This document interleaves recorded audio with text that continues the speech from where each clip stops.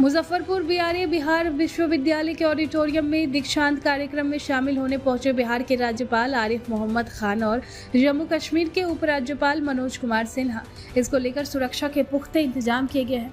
बता दें कि पीजी के 23 से 24 के पास आउट 53 छात्रों को सम्मानित करने के साथ ही पीएचडी, बीएड, डीएससी समेत अन्य विभागों के चयनित 159 छात्रों को राज्यपाल के हाथों उपाधि दी गई। सभी के उज्जवल भविष्य की कामना करते हुए कहा कि आप सभी देश के लिए कुछ अच्छा करें, इसकी कामना करता हूं। सूबे के राज्यपाल आरिफ मोहम्मद खान ने अमेरिका द्वारा टैरिफ लगाने पर खूब बोले, साथ ही देश की उन्नति और विकसित भारत पर चर्चा की। वहीं जम्मू के उपराज्यपाल मनोज कुमार सिन्हा ने पुलवामा में हुए आतंकी हमले की निंदा की, साथ ही देश की उन्नति और विकसित भारत को लेकर खुलकर कहा।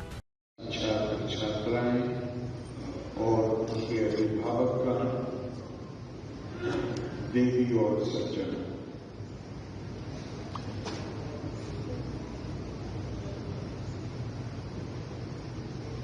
सबसे पहले तो मैं Bihar doctor B R. Ambedkar Bihar university के कुलपति श्री दिनेश राय जी को साधुवाद देना चाहूंगा कि उन्होंने जम्मू कश्मीर के उपराज्यपाल श्री मनोज सिन्हा जी को मुख्य अतिथि के तौर पर इस दीक्षांत समारोह में आमंत्रित किया। हमारे देश में बहुत सारे राज्य हैं, यूनियन टेरिटरीज हैं, जहां राज्यपाल हैं और उपराज्यपाल अपना अपना दायित्व निभा रहे हैं। लेकिन आप मुझसे सहमत होंगे कि जम्मू कश्मीर के उपराज्यपाल के कंधों पर जो जिम्मेदारी है वो कुछ ज्यादा ही महत्वपूर्ण है। और मैं जम्मू कश्मीर से थोड़ा संबंध भी रहा है, साथ ही वहां मित्र बहुत हैं, मैं अक्सर जाता रहा। हम सब जानते हैं कि सरहद पार से किस तरह कश्मीर का वातावरण दूषित किया गया। तो आज अगर हमारी सेना और सुरक्षा बल कामयाबी के साथ उन कुकृत्यों का मुकाबला करके उन्हें वापस धकेला है, वहीं अंदर जो एक माहौल खराब किया गया था, भाई मनोज सिन्हा जी की कार्यशैली,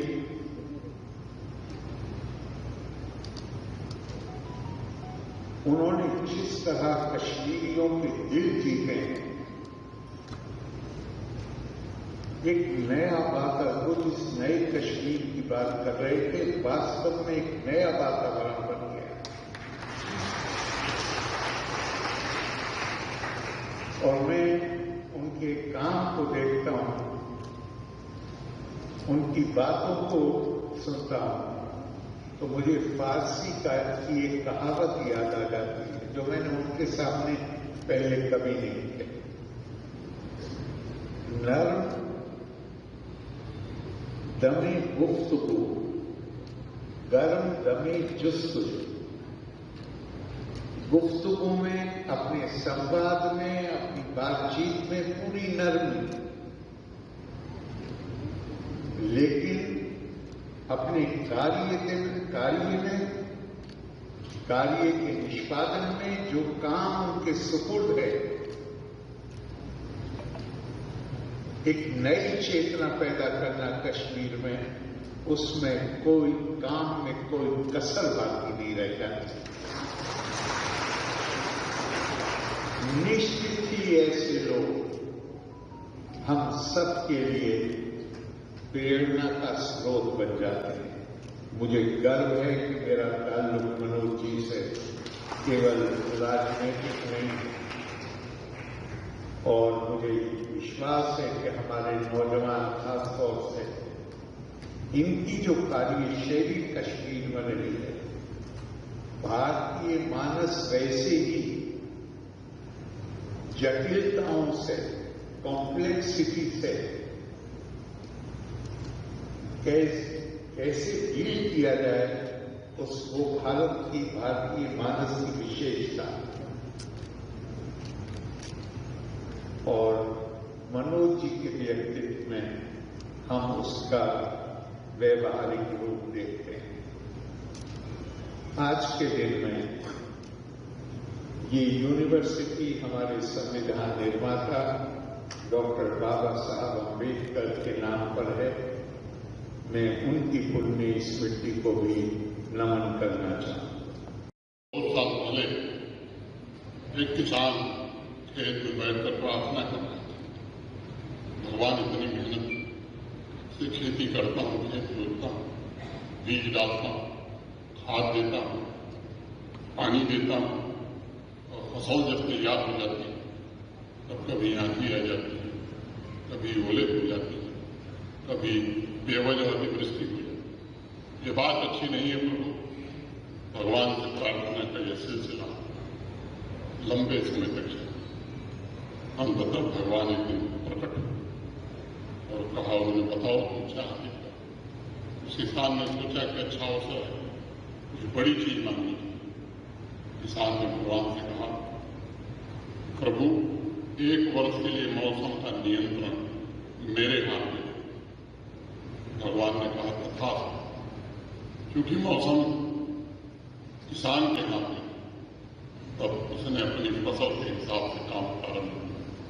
गेहूं के बीज खेतों में पड़ गए, तब किसान ने बारिश करा दी, फसल बड़ी होने लगी, फिर बारिश करा दी और पानी भर दिया।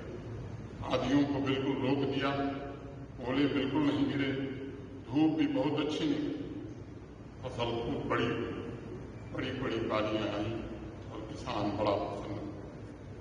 उसने मन ही मन भगवान से कहा, देखिए जब मौसम का नियंत्रण आपके हाथ में था तो क्या दुर्दशा थी, नियंत्रण मेरे हाथ में। लाहा कर फसल खेतों में फैला, फिर फसल काटने का समय आया। बालियों से गेहूं जो अलग किया, पूरा परिवार इकट्ठा था, भूसा तो अलग हो गया, लेकिन सब हैरान थे। बालियों के अंदर बालियां तो बड़ी थी, गेहूं था ही नहीं। कुछ गेहूं थे तो वो भी मरे मरे थे। किसान बड़ा हैरान हुआ, फिर जोर से भगवान को पुकारने लगा। भगवान विजय है। किसान ने कहा, प्रभु ये कौन सा अन्याय है? भगवान ने कहा, मैं नहीं कहता। मैंने कहा था कि मौसम का नियंत्रण तुम्हारे हाथ में हो जाए, मैंने दे दिया। किसान निवासा हो गया, बोला प्रभु मैंने सबको बिल्कुल वैज्ञानिक तरीके से किताबों में जो लिखा है, हमारे पूर्वजों ने जो बताया है, उसी हिसाब से समय पर बारिश, समय पर धूप। ये देखिए ना, पौधे कितने बड़े हैं, लेकिन बालियों से तो गेहूं ही गए। आप बताइए मुझसे गलती कहाँ? भगवान जोर से हंसने लगे फसल और बोले, फसल के लिए तुमने चुनौती ही समाप्त कर दी। उसके सामने कोई चुनौती थी नहीं, उनको पढ़ने में तो कोई कठिनाई नहीं, उन्हें आदियों से जूझना ही नहीं पड़ा। बालियों में गेहूं आने के लिए थोड़ा तो संघर्ष करना होगा, थोड़ी आंधी पानी तो जरूरी है। तुमने मौसम का नियंत्रण करके सिर्फ अच्छी अच्छी चीजें दी, इसलिए अंदर से ही वो खोखला, बिना संघर्ष, बिना चैलेंज के एक खोखलापन व्यक्तित्व में विकसित। साथियों, इस कहानी का मूल सूत्र है कि व्यक्तित्व की अखंडता, ईमानदारी, सच्चाई और समग्रता के लिए चुनौतियों का होना बड़ा आवश्यक है। अगर सभी सुविधाएं मुहैया हो जाएं तो व्यक्तित्व में अखंडता नहीं आ पाती और इंसान का विकास भी खोखला रह जाता है। आप इस बात को सदैव जीवन में याद रखिएगा, घिस कर ही पत्थर हीरा बनता है।